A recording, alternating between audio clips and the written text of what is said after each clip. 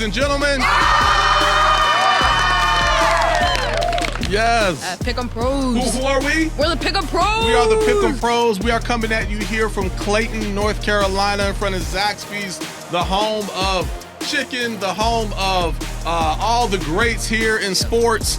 Yeah, you didn't know that. This is the hidden gem, Clayton, North Carolina. This is our hometown. We're coming at you live today. We're here to talk about sports and dive into a bunch of great topics.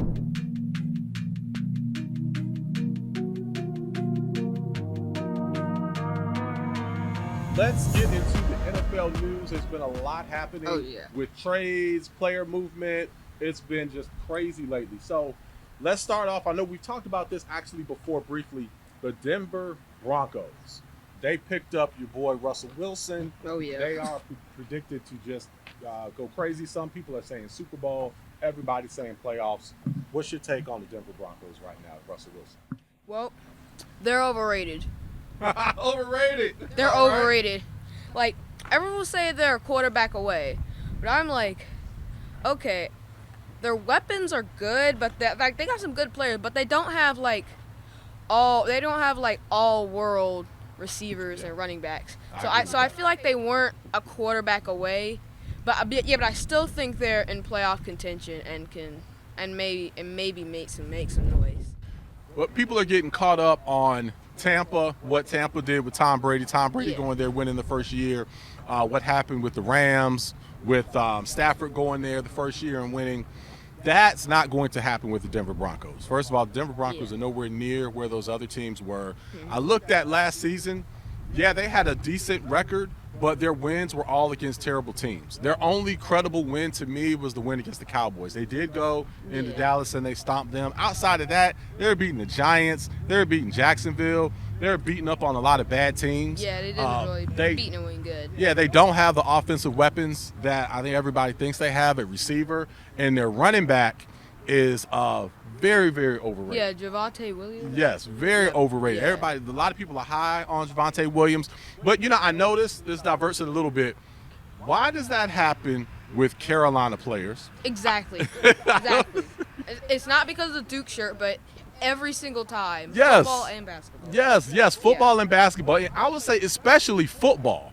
Yeah. Carolina players are severely overrated when they go into the league. You look at Trubisky, at just all the Carolina players, they are often very, very overrated when they come. And I'm shocked because it's not like Carolina is a football powerhouse. So I don't understand why their players are so overrated. They're a basketball powerhouse. But yeah, I don't know what it is about the football. Maybe the basketball carries over to the football. I agree. People are just overrating them. I agree. Yeah, and Trubisky shouldn't have been picked that high. I don't know what happened there.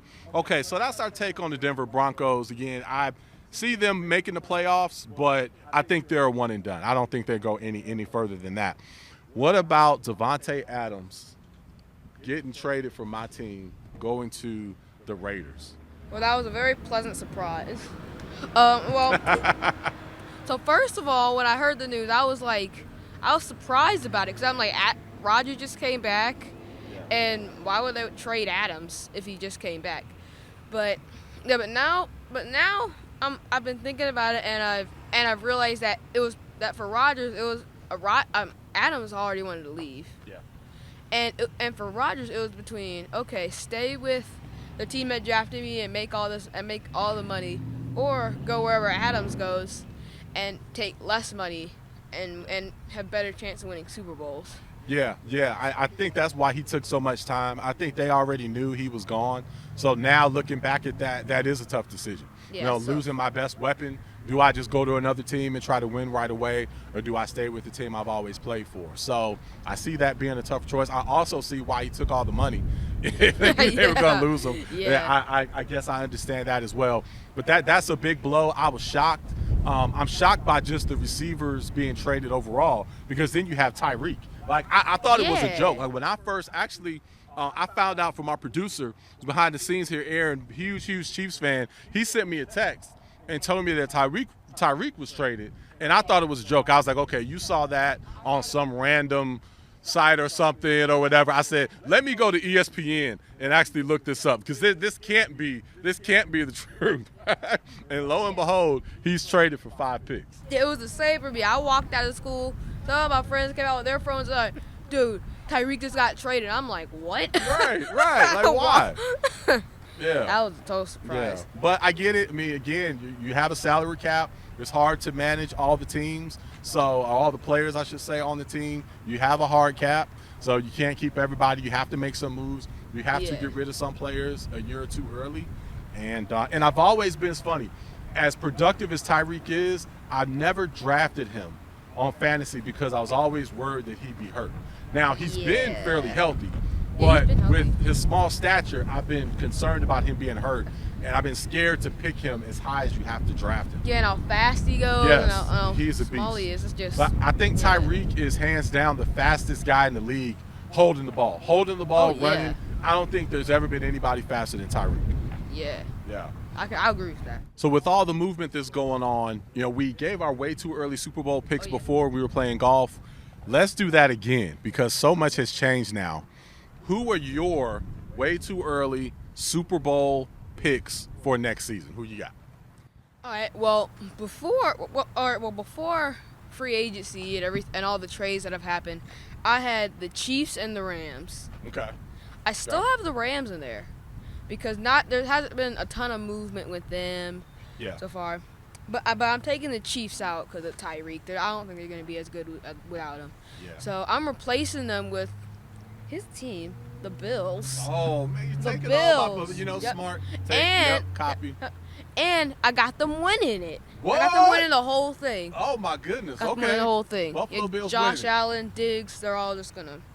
Okay. They're always gonna light it up, especially without Tyreek. I think they're gonna take over that conference. Yeah. Yep, yeah. Actually, they're gonna be the new team to beat in that conference. Buffalo's gonna be tough. Josh Allen is a beast.